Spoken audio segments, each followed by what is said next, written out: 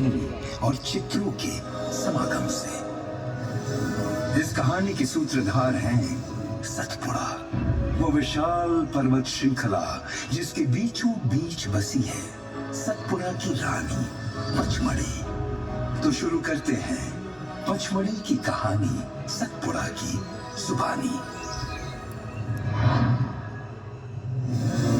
मैं हूं सतपुड़ा। 160 करोड़ सालों से मैं अडिग खड़ा हूं, समय के बदलते चेहरे का एक खामोश गवाह। ऋतु, भूगोल, सभ्यता, संस्कृति सब कुछ बदला है मेरी ही आंखों के सामने, और आज इसी बदलाव की कहानी मैं आपको सुनाऊंगा। 7 पहाड़ों का समागम हूं मैं, सतपुड़ा। मध्य भारत की सबसे ऊंची पर्वत श्रृंखला। मैं भारत का सबसे पहला पर्वत हूं जो समुद्र की रहस्यमय गहराई से पृथ्वी के अंतर्भाग की विशाल शक्तियों के कारण समुद्र तल से 4000 फीट ऊपर उठा हूं। प्रकृति के निरंतर बदलते हुए चेहरे की एक अविस्मरणीय मिसाल। पूर्वी गुजरात से लेकर महाराष्ट्र और मध्य प्रदेश का स्पर्श करते हुए छत्तीसगढ़ तक 900 किलोमीटर का है मेरा विस्तार। मेरी गोद में नर्मदा और ताप्ती नदियां अपनी ही धुन में गुनगुनाती हुई बहती हैं। हिमालय से भी प्राचीन हूं मैं। इन करोड़ों साल में हुए कुछ विशेष अतुलनीय घटनाओं और कहानियों को मैंने चुना है, जिनसे आज मैं आपका परिचय करवाऊंगा। मुझे इस बात पर गर्व है कि प्रख्यात लेखक पंडित भवानी प्रसाद मिश्र को मेरी सुंदरता ने इस तरह प्रभावित किया कि उन्होंने मुझे अपनी कविता का किरदार बनाया। लाख पंछी, 100 हिरणदल, चांद के कितने किरणदल, झूमते बन फूल फलियां, खिल रही अज्ञात कलियां, सतपुड़ा के घने जंगल, लताओं के बने जंगल, और पूर्व से पश्चिम तक इन घने जंगलों के विस्तार के लगभग मध्य में स्थित है मेरी रानी। वो रानी जिन पर भगवान शिव की है कृपा दृष्टि अपार, जो एक अंश है हमारे महाग्रंथ महाभारत की कहानी का, जिनकी प्रजा में है वो जनजातियां जिनका एक अटूट और निस्वार्थ बंधन है उनसे। वो रानी जिनका श्रृंगार जल, थल और वायु के समागम से होता है। सतपुड़ा की रानी, मेरी रानी पचमढ़ी। स्वर्ग सी खूबसूरत पचमढ़ी का संरक्षण सिर्फ मैं ही नहीं करता हूं, इस माटी पर स्वयं भगवान महादेव का आशीर्वाद है। इसीलिए यहाँ की अधिकांश आध्यात्मिक कहानियां उन्हीं से जुड़ी हैं। तो ठहरिए, एक क्षण के लिए मैं समय को यहां रोकता हूं और एक सवाल पूछता हूं, क्या पचमढ़ी हमेशा से ऐसी ही थी? अचंभित हो जाओगे जब जानोगे ये बात। ऐसी मान्यता है कि हजारों साल पहले यहाँ एक विशाल सरोवर था, जिस पर राज करता था एक भयंकर और विशालकाय सांप, जिसके विष ने इस जल को ऐसा बना दिया कि इसके स्पर्श से ही लोगों की जान चली जाती थी।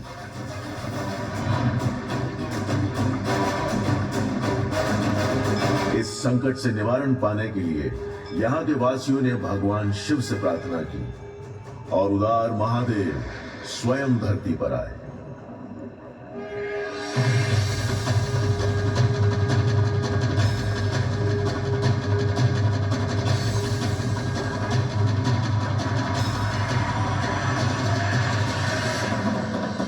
और फिर अपने रौद्र रूप में उन्होंने सांप पर अपने त्रिशूल से वार किया।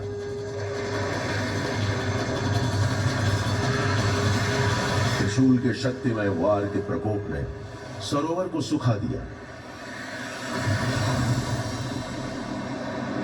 और महादेव के आशीर्वाद और प्रकृति की शिल्पकारिता के चमत्कार से यहाँ की खाली जगह ने हांडी का आकार ले लिया। पचमढ़ी वन क्षेत्र के अंदर इस स्थान का नाम पड़ा हांडी खो, जिसके चारों तरफ 300 फीट की चट्टानें हैं और आज भी अपनी आश्चर्यजनक प्राकृतिक सुंदरता के लिए प्रसिद्ध है। सांप से मुक्ति पाकर धीरे धीरे इस वीराने में जीवन के आसार नजर आने लगे। विभिन्न प्रकार के वनस्पति और जीवों का जन्म हुआ और पचमढ़ी का सृजन हुआ। इसी पचमढ़ी में ही स्थित है महादेव गुफा, जिसकी सिलवटों में बसी है भगवान शिव की एक और कथा। पूर्व काल में भस्मासुर नाम का एक असुर हुआ करता था।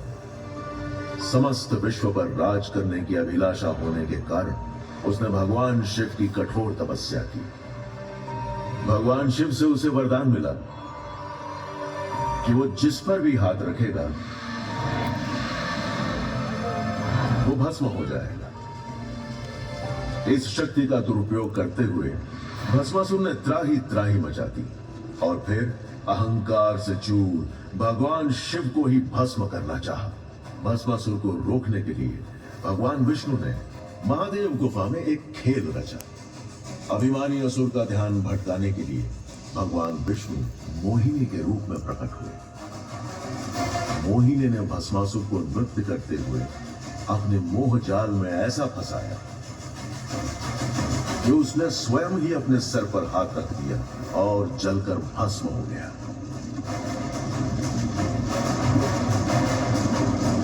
तब से लेकर आज तक महादेव की समक्षता का एहसास होता है इस गुफा में, और यही भावना भक्तों को यहां खींच लाती है।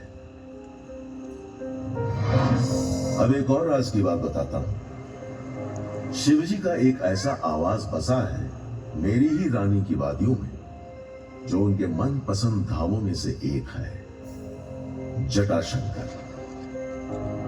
प्रकृति की एक अद्भुत संरचना है ये, जहां शीलाखंड के जादुई रूप दिखते हैं। पहाड़ों और चट्टानों के बीच बरगद के पेड़ों की झूलती शाखाएं देखकर लगता है कि शिवजी ने अपनी विशालकाय जटाएं फैला रखी हैं। इन्हीं कारणों से इस स्थान का नाम पड़ा जटाशंकर।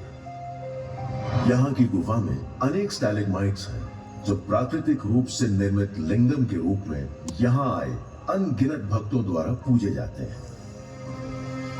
पचमढ़ी के अनमोल रत्नों में से एक और है पांडव केव्स, जिसका रिश्ता जुड़ा है 5 शूरवीर पांडवों से।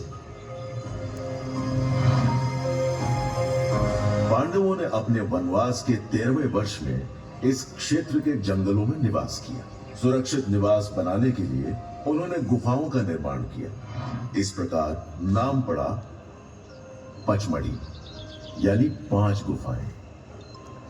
समय के साथ साथ यहां बसी ऐसी ही गुफाओं में अनेक प्रकार की जनजातियां आकर बसने लगी। इन जनजातीय समुदायों की मौखिक कथाओं और परंपरा का चित्रण दिखता है उनके द्वारा बनाए गए शैल चित्रों में, जो आज भी यहाँ की गुफाओं में पाए जाते हैं। शैल चित्रों की परंपरा मध्य पाषाण लगभग 10,000 से 5,000 ईसा पूर्व से लेकर ऐतिहासिक काल से मध्य युग यानी ईसा पूर्व 6ठी शताब्दी से 15-16वीं शताब्दी तक प्रचलित रही, और तलवारों और ढालों से लैस घुड़सवार शिकारियों के चित्र ये बताते हैं कि संघर्ष इनके जीवन का एक मुख्य हिस्सा था, जिसका प्रमाण मिलता है आगे जाकर इन जनजातियों का अंग्रेजों के साथ जंग के किस्सों में। इन जनजातियों में से मुख्य थे गोंड जनजाति, जो मध्य भारत का सबसे बड़ा जनजातीय समुदाय है, और उनके संग यहाँ के स्थानीय जागीरदार कोरकू और अल्पसंख्या में भरिया। रोचक बात यह है कि गोंड और गोंडवाना के बीच एक पुराना रिश्ता है। लाखों साल पहले भूवैज्ञानिक परिवर्तनों से गोंडवाना धरती का जन्म हुआ, और मध्य प्रदेश को इस प्राचीन गोंडवाना धरती का महत्वपूर्ण हिस्सा माना गया है, जहां इन जनजातियों का वास था। गोंड से मिला नाम गोंडवाना। ये वो गोंड थे जिन्होंने मेरी पचमढ़ी पर 12वीं से 17वीं सदी तक शांतिपूर्वक शासन किया। फिर एक मोड़ आया जब अंग्रेजों ने कुटिलता के माध्यम से इस देश पर अपना शिकंजा कसना शुरू किया।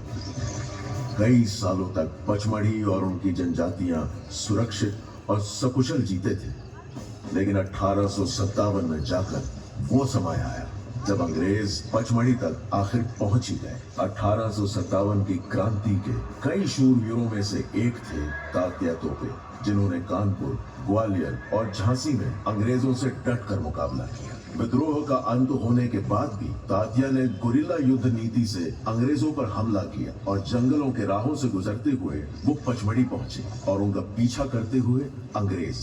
और फिर तात्या को एक ऐसे शूरवीर ने अपने आश्रय में ले लिया जो पचमढ़ी और अंग्रेजों के बीच इस धरती पर पैर जमाए खड़े थे। पचमढ़ी के सबसे पराक्रमी संरक्षक राजा भभूत सिंह, जिनके शौर्य की जय जयकार जंगलों में गूंजती थी, जिनका बस नाम लेते ही हर जनजाति का सीना चौड़ा हो जाता था और आंखों में एक तेज झलकता था। जुलाई 1859 से जनवरी 1860 तक छापामार युद्ध कला से भभूत सिंह और उनके सेनापति होली भाई ने अपनी वीरता से अंग्रेजों की सेनाओं को पचमढ़ी के वनों में घुसने नहीं दिया। सेनापति होली भाई, यहाँ के निवासी इस जंगल की आन, बान और शान है।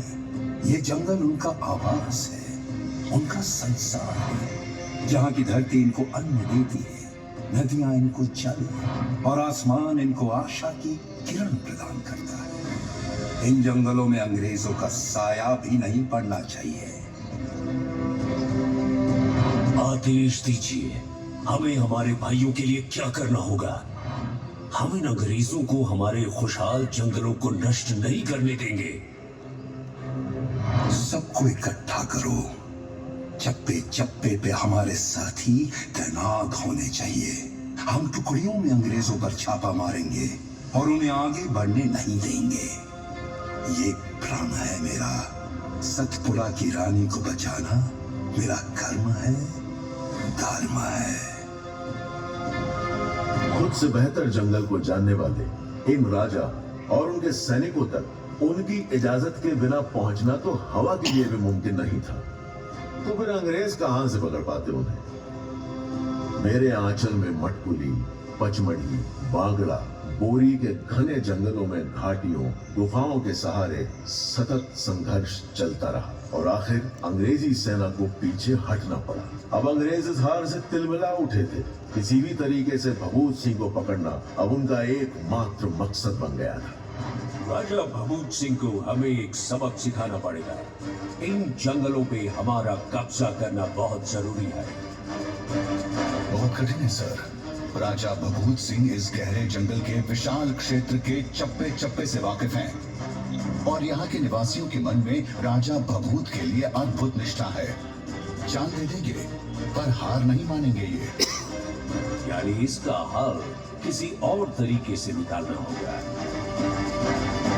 अंग्रेजों ने कुटिलता का सहारा लिया और सहयोगी जागीरदारों पर दबाव डाला और उन्होंने राजा के ठिकाने का खुलासा किया और आखिरकार 1860 में राजा भभूत सिंह को बंदी बना लिया गया। आज भी भभूत सिंह की यादें जनजातियों के दिलों में जीवित हैं और जब जंगलों में तेज हवा चलती है तो ऐसा लगता है मानो साल और सागौन के वृक्ष सर झुकाकर राजा की बहादुरी का इस्तकबाल कर रहे हैं।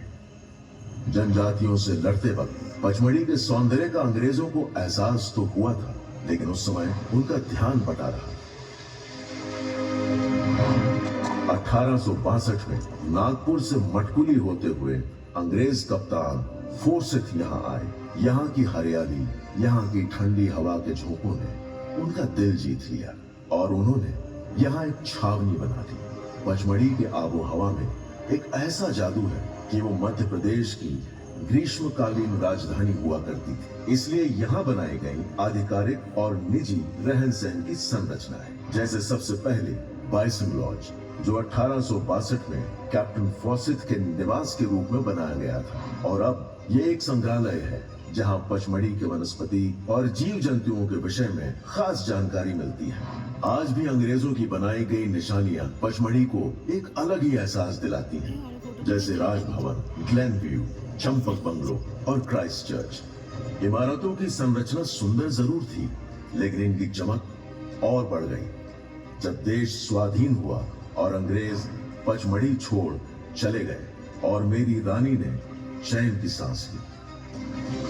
और तब से आज तक मध्य प्रदेश के इस सर्वप्रिय हिल स्टेशन में आकर हर तरह के यात्री को एक ऐसा सुकून मिलता है जिसका शब्दों में वर्णन करना कठिन है।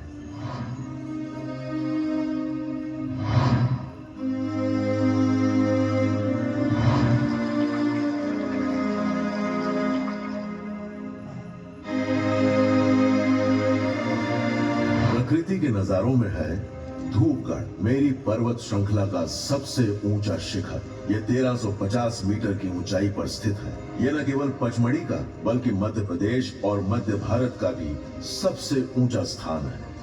बी फॉल्स पचमढ़ी का एक खूबसूरत जलप्रपात है जिसकी आवाज मधुमक्खियों के मधुर संगीत की तरह है। रीचगढ़, सुंदरकुंड, अप्सरा विहार, रजत प्रपात, प्रियदर्शिनी, डचेस फॉल और कई अन्य स्थल जिसके कारण पचमढ़ी मध्य प्रदेश और इस देश के सबसे रमणीय स्थलों में से एक है। और एडवेंचर का लुत्फ उठाने वालों के लिए parasailing, zip gliding, hiking, ATV riding और वाटरफॉल ट्रेकिंग। भक्तों के लिए महादेव की छत्र छाया में महादेव गुफा, चौरागढ़ और जटाशंकर। आज मुझे गर्व महसूस होता है कि ये मेरी भूमि है जहां ऐसी रानी का जन्म हुआ। वनस्पतियों और जीवों के मामले में भारत के सबसे समृद्ध क्षेत्रों में से एक है पचमढ़ी और इसीलिए इसे पचमढ़ी बायोस्फीयर रिजर्व का नाम दिया गया है। 5000 वर्ग किलोमीटर तक फैले इस क्षेत्र के 3 अंश हैं: Satpura national park, Bori sanctuary और Pachmarhi sanctuary. Pachmarhi biosphere reserve को अक्सर जेनेटिक एक्सप्रेस हाईवे के रूप में मान्यता दी जाती है क्योंकि भारत की सभी प्रकार की वनस्पतियां और जीवों का संगम है यहाँ।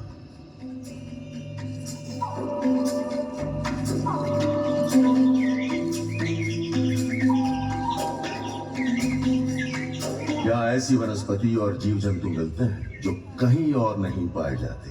साल और सौगान वृक्षों के ऊपर से 6 मीटर की दूरी तक छलांग लगाती हुई इंडियन जायंट स्क्विरल और मालाबार विस्टिंग थ्रश यानी मलाबारी कस्तूरा जिसकी अजब मनुष्य की तरह सीटी पूरे वन में गूंजती है, मानो आपका मनोरंजन कर रही है।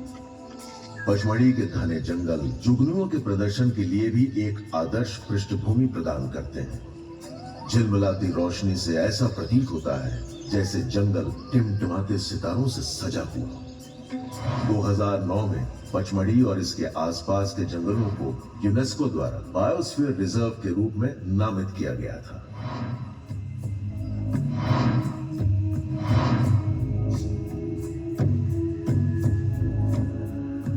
पचमढ़ी, जहां एक अलग दुनिया से होती है मुलाकात, जहां जीव जंतु और मनुष्य रहते हैं साथ साथ, जहां प्रकृति थाम ले हर आने वाले का हाथ, जहां थकान और तनाव से मिलती है निजात।